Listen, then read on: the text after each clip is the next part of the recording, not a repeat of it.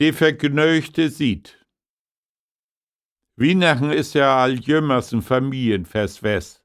Ob die ganze Welt, wo ein christlich Weihnachtsfest feiert wird, treibt sich über die Festtag auch die Verwandtschaft. So ist es auch bei Otsche Reimers Weihnachtstradition. Und sind sie Welle von Jahr kommen. Mutter, Vater, Oma und Opa, die Geschwister und Onkel Fiete. Werden sie so recht von Herzen vergnügt, man bloß Onkel Fiete seit den ganzen Tag all melanklöterig, Pötsch und Mulfuhl an Tisch.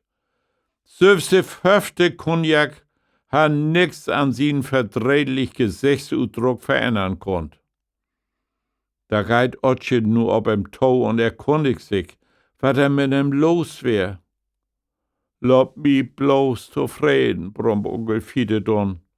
Ich hef dat bi Lütten an so satt. Ach wat, Onkel Fiete, hol die man Steve begeusch Otsche. Du musst versuchen, jed ein Sorg de heitere Sied afto gewinnen.